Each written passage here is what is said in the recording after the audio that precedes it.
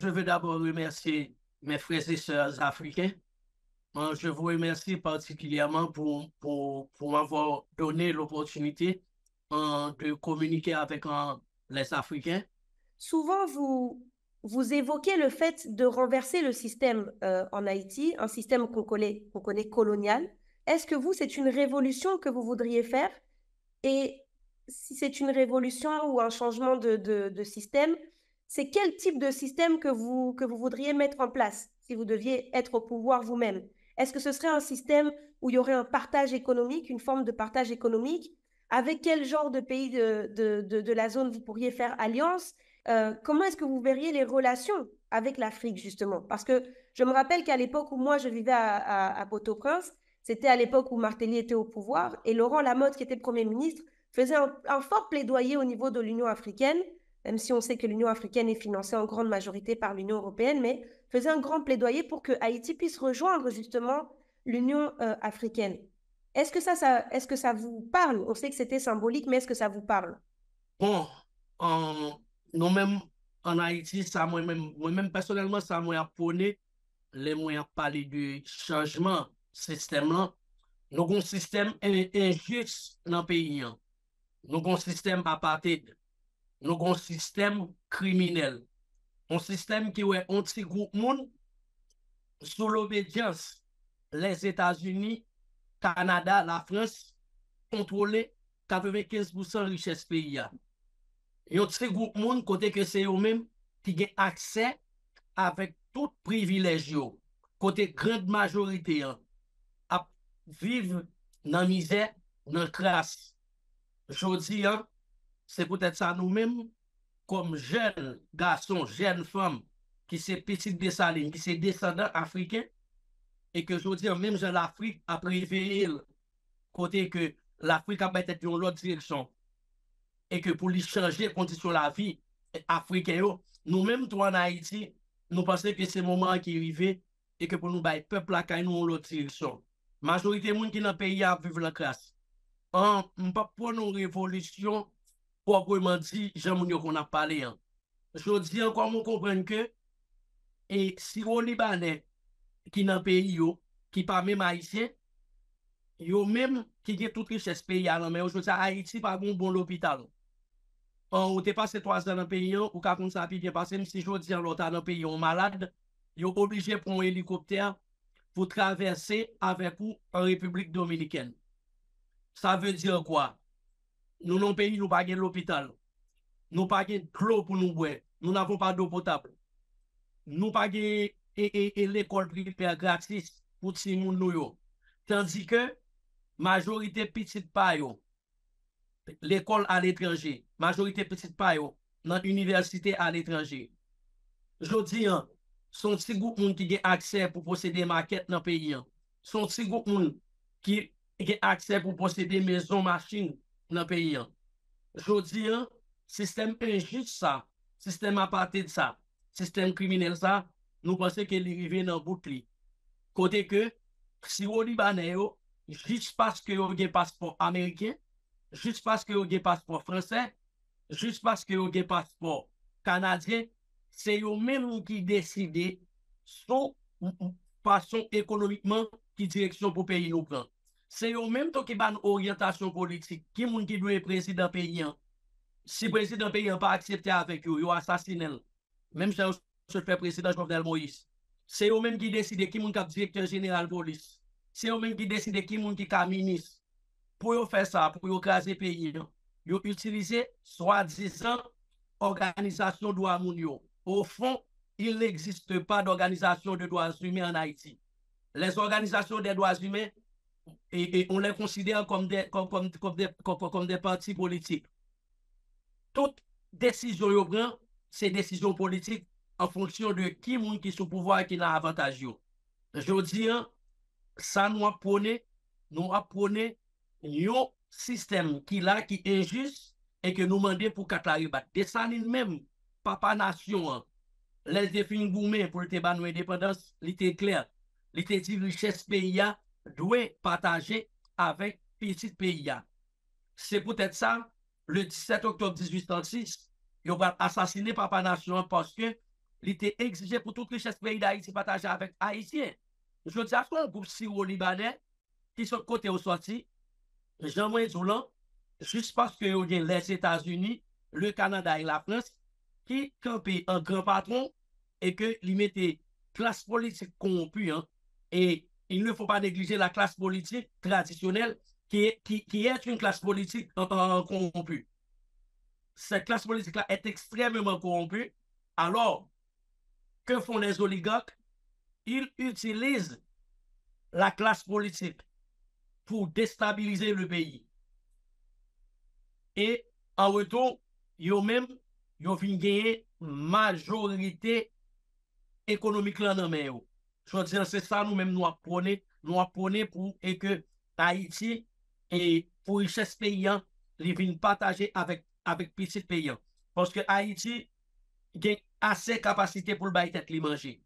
Haïti a assez capacité pour le développer tête li. Mais c'est juste une mauvaise politique, c'est juste une mauvaise gouvernance et que qui mène nous côté nous là aujourd'hui dans plus bas niveau dans l'échelle mondiale là.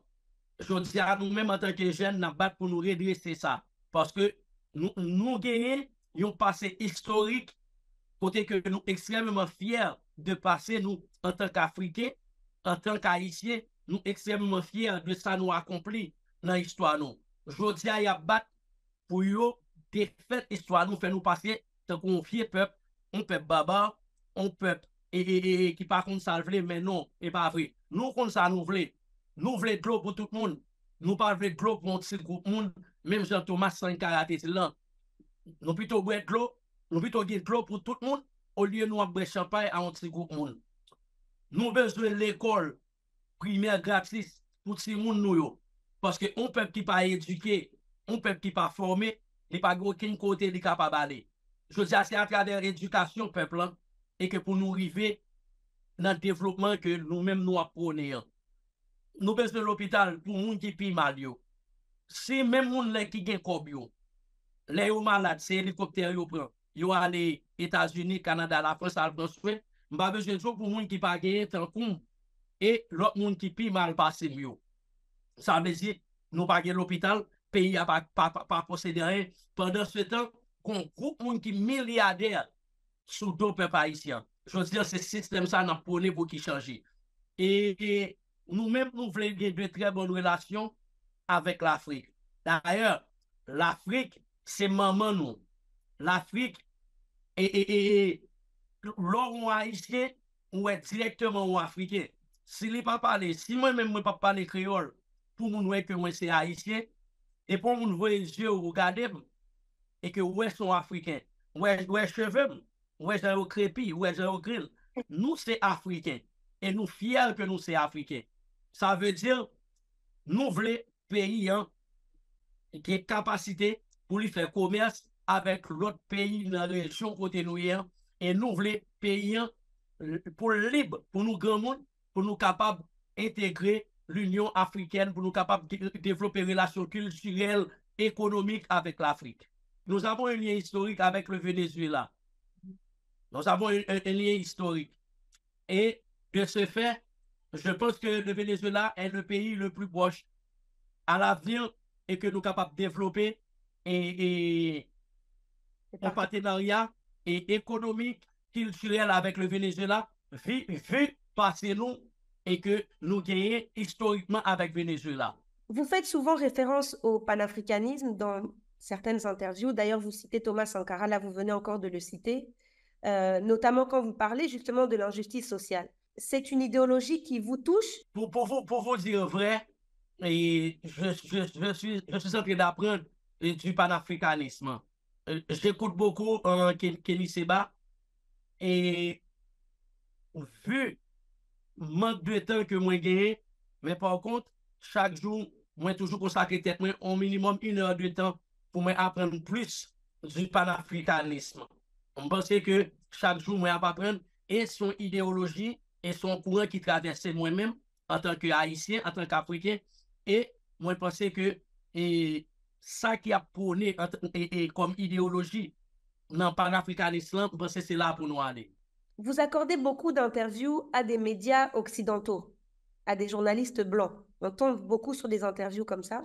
Quand vous voyez ces reportages-là, est-ce que vous trouvez que ça retranscrit bien l'idée que vous aviez? Et c'est quoi votre objectif aussi quand vous décidez de leur accorder des interviews? Pour dire vrai, et je n'aime pas les images et je parle des médias occidentaux. Je n'aime pas la façon dont ils parlent de moi. Je n'aime pas du tout. Mais par contre, la raison pour laquelle que je les parle beaucoup, c'est simple.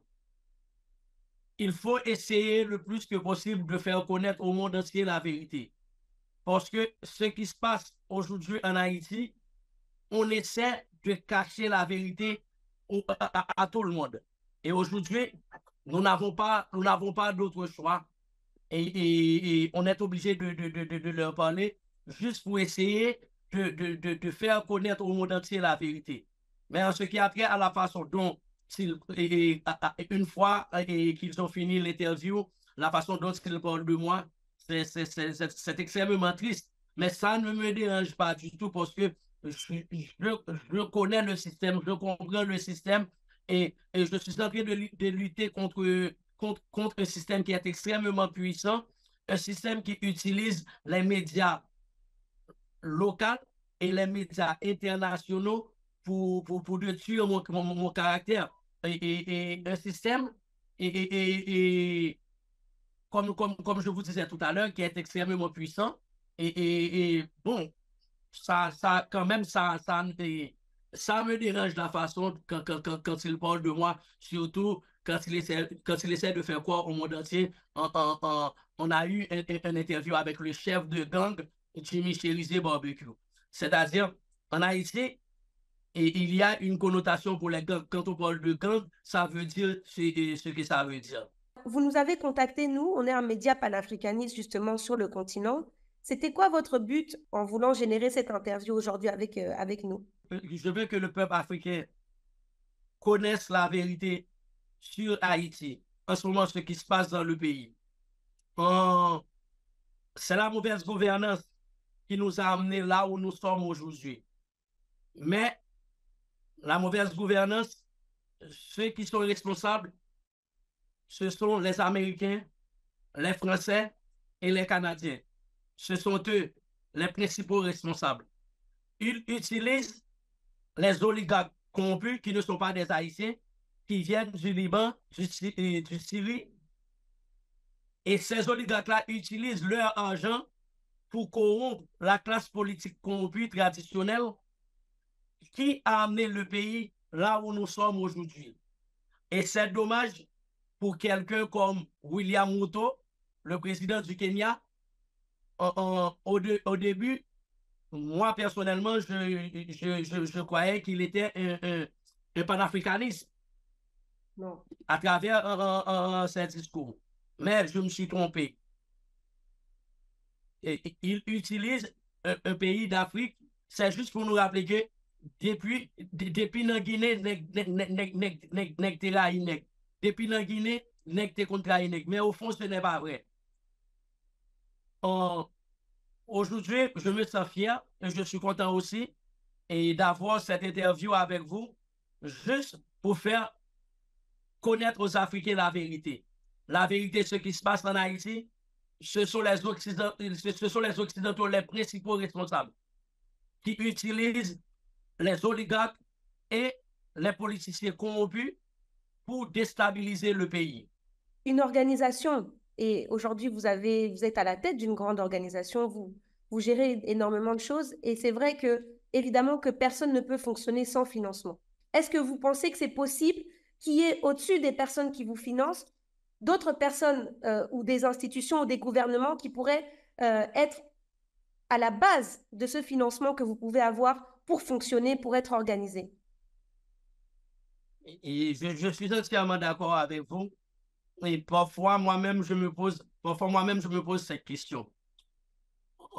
Mais par contre, aujourd'hui, ce qui est important pour moi et ce qui est important pour le pays, c'est s'il faut faire, et pour moi, si je dois dormir avec le diable pour libérer le pays, si je dois dormir avec le diable pour trouver de l'eau potable, si je dois dormir avec le diable pour changer ce pays, si je dois dormir avec le diable pour débarrasser le pays de ce système-là, je suis prêt à le faire.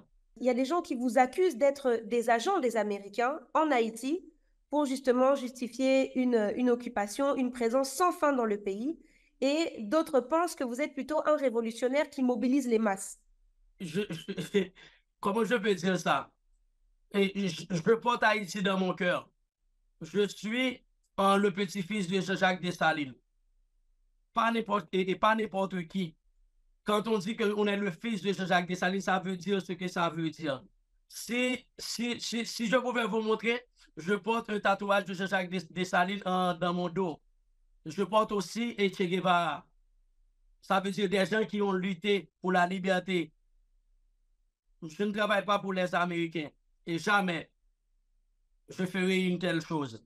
Moi, c'est le système qui utilise les médias locaux et les médias internationaux pour détruire mon caractère, pour détruire mon image.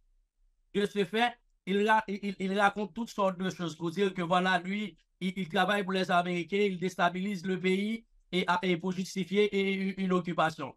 Mais je n'ai jamais été au pouvoir. Et ce n'est pas nous autres qu'on considère comme des bandits, comme des gangs qui a volé l'argent du CIRH après le tremblement de terre du 12 janvier. Ce n'est pas nous autres qui ont volé l'argent du Petro-Caribé, que Hugo Chavez, en mémoire, en mémoire de notre histoire avec le Venezuela, nous a fait bénéficier du programme Petro-Caribé. Ce n'est pas nous autres qui ont volé cet argent. De ce fait, ils utilisent toutes sortes de choses pour me déstabiliser parce qu'ils savent très bien, quand je dis ils savent très bien, que ce soit les Américains, que ce soit les Français et les Canadiens, que ce soit les oligarques et les politiciens corrompus. Si j'étais un corrompu, si effectivement je travaillais pour les Américains, je pense, je pense que déjà, il y a peut-être joué nos façons pour les détruire. Il y a peut-être joué nos façons pour les déstabiliser. Tout ça, c'est des bagages qui a créé et que pour faire monde pas quoi dans vrai. Toutes les munitions qu'on voit, on voit à la télé les gens qui tirent tout le temps des balles, des balles, des balles, des balles. Alors, est-ce que c'est des moments précis où on filme ou bien est-ce que ce sont des démonstrations de force qui arrivent souvent? Justement, c'est ça, les balles, ça coûte cher. Même si on se dit, ben, les fusils, ça peut provenir d'autres années, des années précédentes, ça reste là. Mais qui est-ce qui ravitaille en munitions? Bon, de toute façon, pour une raison stratégique, je ne pourrais pas répondre à cette question-là. Et je condamne toujours ces vidéos et je discute toujours avec les autres groupes armés pour leur dire arrêtez de filmer leurs munitions, leurs armes, arrêtez ça. Pour moi, je ne vois pas ça bien. Mais par contre, vivre ensemble, c'est un leadership collectif, même si c'est moi le leader. Mais par contre, c'est un leadership collectif. Et chaque jour, je suis en train de leur parler pour leur dire d'arrêter de faire ce genre de vidéos. Est-ce qu'on peut faire un lien entre le contrôle du trafic de drogue, les zones où il y a des ressources naturelles, les milices et les États-Unis? En ce qui a trait à la trafic de drogue, moi, je ne peux pas parler de quelque chose dont je n'ai pas des informations. Et s'il y a un groupe armé qui fait partie de cartel, à présent, en ce moment même où je vous parle pour être sincère avec moi-même, je ne suis pas au courant. Moi, je ne dois pas de la drogue. Et je ne fais pas partie de quelconque cartel que ce soit. Et par contre, j'entends les rumeurs comme tout le monde, mais quand je parle aux autres groupes armés, ils nient catégoriquement tout. Ils me disent toujours que c'est pas vrai. Tout ça, c'est pour discréditer notre mouvement. Et pour les ressources du pays, pour moi, c'est clair. C'est clair la raison pour laquelle que les Occidentaux déstabilisent ce pays, c'est juste pour pouvoir prendre le contrôle du pays à travers une occupation déguisée comme on est en train de faire avec le Kenya, ensuite pour pouvoir exploiter nos richesses. Est-ce que vous pensez qu'aujourd'hui, vous avez un vrai contrôle justement sur tous ces milices de Port-au-Prince? Est-ce que vous trouvez que ces milices doivent rester actives pour l'instant ou est-ce que vous pensez qu'il faut les arrêter? Écoutez, et pour nous bien comprendre ce qui a passé dans le pays, hein, Mhm. et tout le groupe armé, ça, il faut que nous comprenions comment le groupe armé, ça a arrivé créer. Et te gen Genève, que moi-même, moi créé, mais par contre, parce que Genève t'a refusé faire job sale pour opposition à l'époque là, ils ont attribué nous comme monde qui a travaillé avec le président Jovenel Moïse. Et que c'est pas vrai. Ensuite, opposition, hein, comme ils ont pas utiliser Genève, c'est opposition politique là, à travers oligarques pour être capable de déstabiliser le gouvernement Jovenel Moïse là, parce que Monsieur Moïse a commencé à couper tout contrat, tout mauvais contrat que l'État haïtien a signé avec oligarques qui t'a permis que oligarques finissent millionnaires, milliardaires sous deux pays. Hein. Comme M. Moïse a coupé contrat, ils ont utilisé politiciens corrompus traditionnellement sur le palais. Politiciens, ça, ils utilisé quartier défavorisé, côté que ils mettent les armes, ils mettent les munitions, ils mettent l'argent, ben, groupe ça, Kounye, ils ont encouragé le groupe ça à faire violence dans le pays. Ils ont encouragé le groupe ça pour faire et kidnapping dans le pays. Mhm. Maintenant, nous encourageons à faire violence, faire kidnapping, le groupe ça pour mettre un paquet de sacs et que des sacs qui, même au niveau international, parce que vous kidnappez citoyens de l'autre pays, côté que vous avez un mandat international derrière. Mais c'est classe politique là qui menait là, juste pour déstabiliser le pays.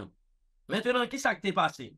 Moi-même, pas contre chaque nous avons essayé de contre le gouvernement criminel de facto Ariel Henry. Les gens qui dans l'environnement Ariel Henry lui-même, c'est qu'on utilise les groupes armés ça, pour te gommer contre moi.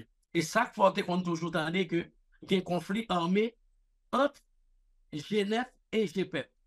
Maintenant, je remercie nos ancêtres, faire nous mettre tête nous ensemble et que je dis à nous unis. C'est à travers union ça, je dis, et que qui viennent vivre ensemble. Mais vivre ensemble, son leadership collectif lié. Ça veut dire quoi?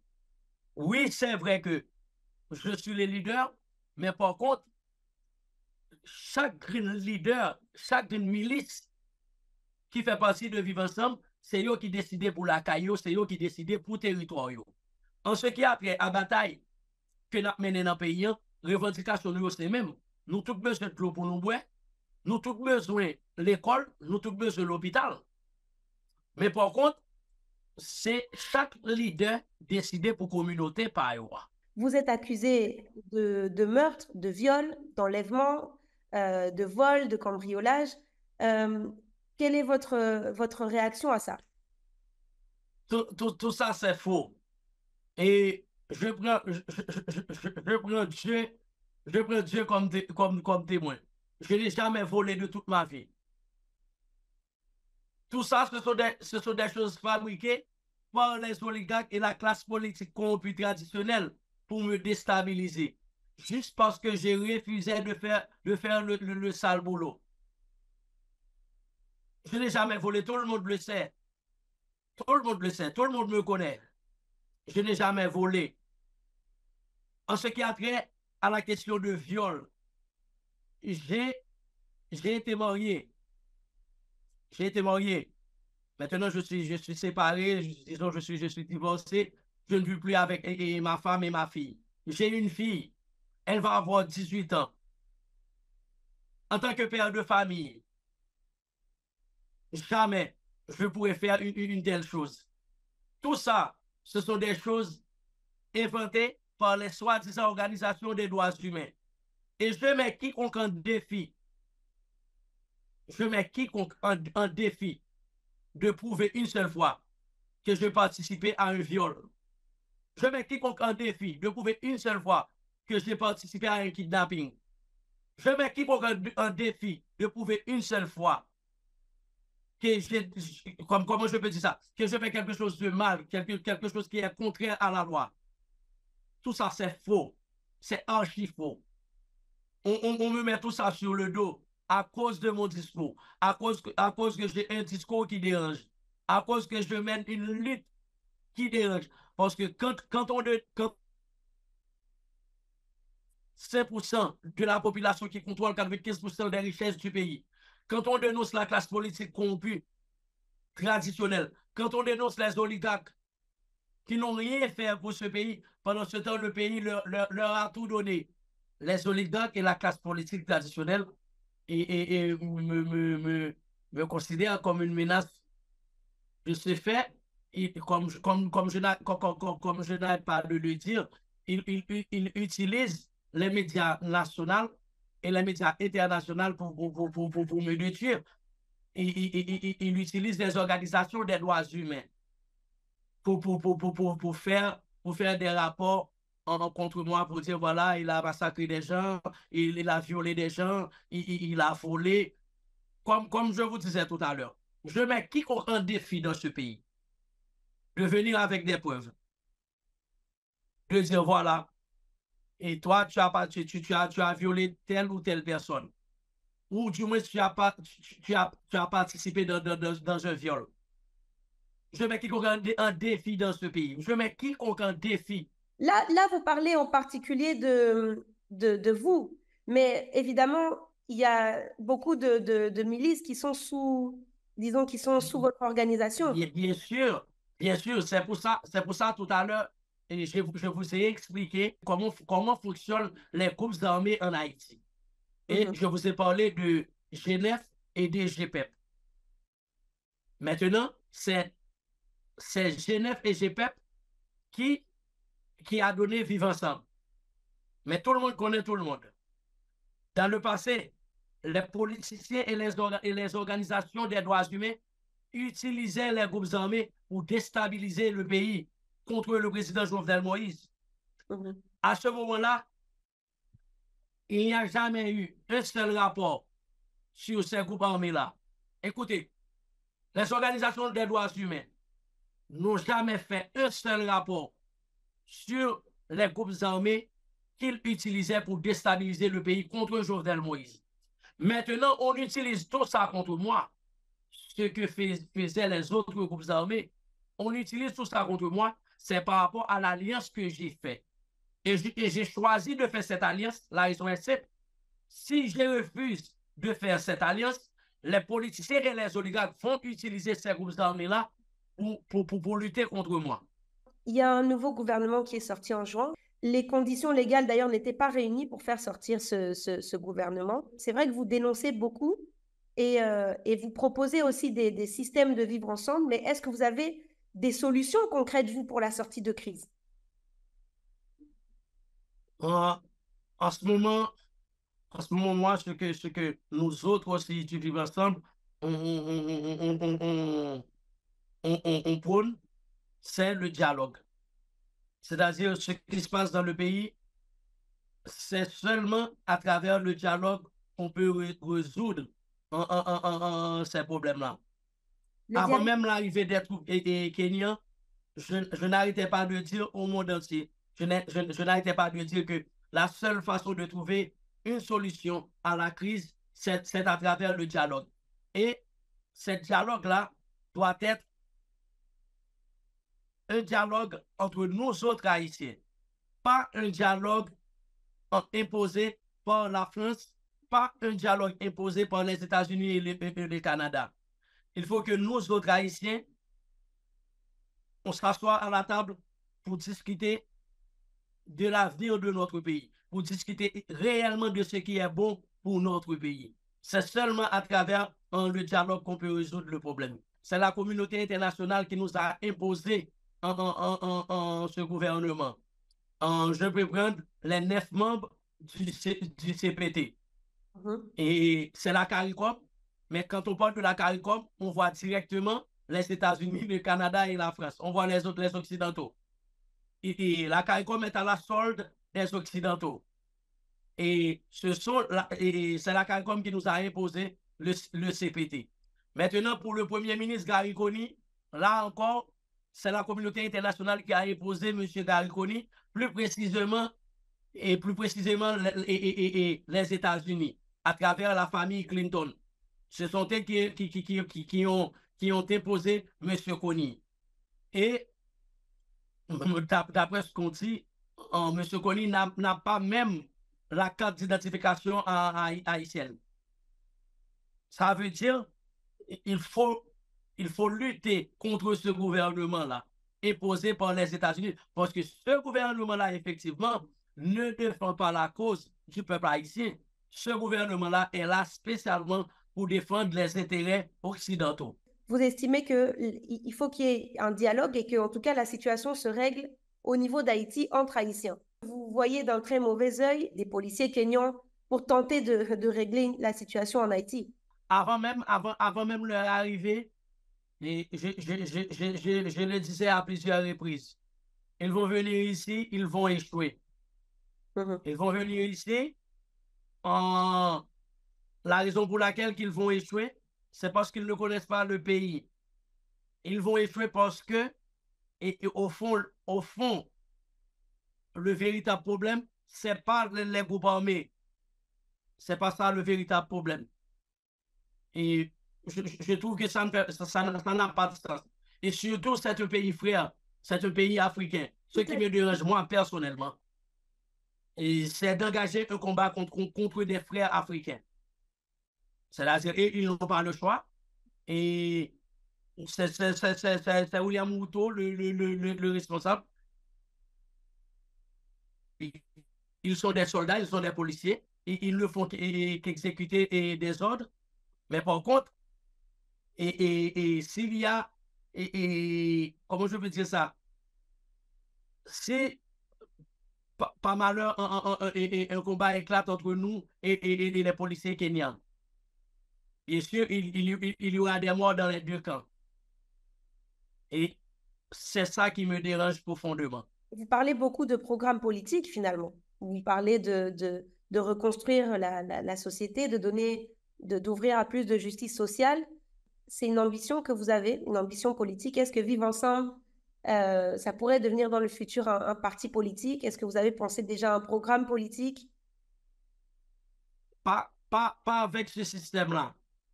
En ce moment, ce qui intéresse Vivre Ensemble, c'est d'éradiquer ce système-là. Laisse-moi vous dire, si Vivre Ensemble devient un parti politique, c'est sûr qu'il y aura des élections et nous serons obligés de participer. Avec quel système? Nous serons toujours à la solde des Occidentaux. Ce qu'on veut maintenant, c'est d'éradiquer ce système-là d'abord. Une Ce révolution? qu'on veut maintenant, ce n'est pas aux Américains, ce n'est pas aux Français, ce n'est pas aux Canadiens de décider pour nous qui doit être président, qui doit être sénateur, qui doit être député, qui doit être magistrat, qui doit être le directeur général de la police nationale d'Haïti. C'est-à-dire qu'il faut d'abord lutter contre les oligarques. Ils ne sont que 5% qui contrôlent 95% des richesses du pays. Il faut éradiquer la classe politique corrompue traditionnelle. En ce moment, on ne pense pas à la politique. Ce qui nous intéresse, c'est d'éradiquer ce système-là. Moi, j'ai vécu à Port-au-Prince pendant 3 ans. Toute la société est organisée autour de la carnation de la peau. Dans le pays, on juge les gens en fonction de la couleur de leur peau. Je m'explique. C'est-à-dire, on est un peuple noir. La majorité de la population est noire. Mais par contre, les policiers noirs, les militaires haïtiens noirs, s'ils arrêtent la voiture de quelqu'un qui est noir, automatiquement, cette personne-là est considérée comme une personne dangereuse. C'est-à-dire, la police prend toutes les dispositions face à cette personne. Par contre, si on arrête la voiture de Syro-Libanais, le comportement du policier change automatiquement. C'est-à-dire, c'est quelqu'un devient, et il n'est pas violent, il n'est pas un assassin, et on n'a rien à craindre. Et on lui parle différemment de la façon dont on parle à quelqu'un qui est noir. Ça doit changer. Il faut que ça change. Moi-même personnellement, pas de problème raciste à moun, pas de problème couleur à moun. Moi, j'aime moun naturellement. Moi, j'aime moun en tant que moun. Pas aimer moun en fonction de couleur peau. Gen noir qui bon moun, gen noir qui mauvais moun. Gen blanc qui bon moun, gen blanc qui mauvais moun. Moi-même, c'est humain en moi. C'est moun en moi, ouais. Mais en Haïti, il fait différemment. Les plus facile pour un moun qui mulâtre entrer dans une banque pour le prêter des et des millions de dollars que un moun qui noir pour l'entrer dans la banque pour lui faire. C'est beaucoup plus facile pour un moun qui mulâtre, lui posséder maison machine, lui posséder gros business, lui posséder des maquettes. Et puis, même si on noir était millionnaire, ils mettaient toute qualité, problème, difficulté en face pour pas créer aucun business. C'est eux qui doivent contrôler l'économie pays. C'est eux qui doivent entrer sucre, c'est eux qui doivent entrer farine, c'est eux qui doivent entrer du riz, c'est eux qui doivent entrer fer, c'est eux qui doivent gagner maison machine, c'est eux qui doivent gagner maquette. Mais mon nous est grand temps comme nous dans propre pays, nous dans le pays des salines, dans le pays des salines, nous pas autorisé que ça yo. Il y a un monopole. Nous pas autorisé que yo.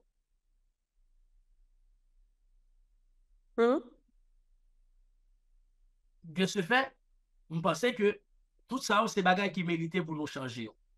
Pour nous changer, pour nous venir avec une autre société. Une société qui gagne plus équité. Une société qui gagne plus justice sociale. Une société côté que c'est pas pour leur pomme, c'est pas un social mais qui a décidé qui job moi qu'a fait, qui ça moi qu'a dans la société. Pour nous venons une société côté que il suffit que moi formé, il suffit que moi compétent pour un poste et que n'importe couleur m'te que m'te noir, que m'te blanc, depuis moi compétent pour poste là, moi éligible pour moi joindre. Par contre en Haïti c'est tout à fait différent. C'est-à-dire, je peux être qualifié, je peux être éligible pour un poste, vu parce que je suis noir, on ne va pas me donner cette poste-là. Il faut que ça change. Je vous remercie. Est-ce que vous vouliez rajouter quelque chose? Je veux m'adresser spécialement aux Africains. Pour leur dire que le moment est arrivé. Et ce qui se passe en Haïti en ce moment, c'est la mauvaise gouvernance. Et ça aussi, ce sont les Occidentaux. On est en train de payer pour notre indépendance. Parce que la France n'a pas oublié 1804. Ils n'ont pas oublié. On est en train de nous faire payer pour ça. Nous autres, on aime nos frères africains, on aime nos sœurs africaines. Et Haïti, bon, ça, c'est la vérité. Haïti est une partie de l'Afrique. C'est vrai qu'on est loin de l'Afrique, mais nous autres Haïtiens, on nous considère comme des Africains. Pardon? Et c'est dommage qu'il y a une force kenyane en Haïti. Et par contre, tout peut arriver. Comme je disais tout à l'heure, ça nous dérange de lutter contre nos frères africains. Et je demande au président William Ruto de rappeler ses troupes en Haïti. Je demande au président William Ruto de faire revenir en Afrique nos frères.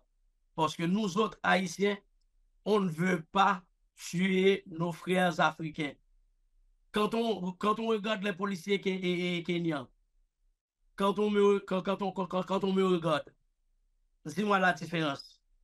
Il n'y en a pas? Il n'y a aucune différence entre nous. De ce fait, je pense que c'est absurde de s'entretuer entre nous.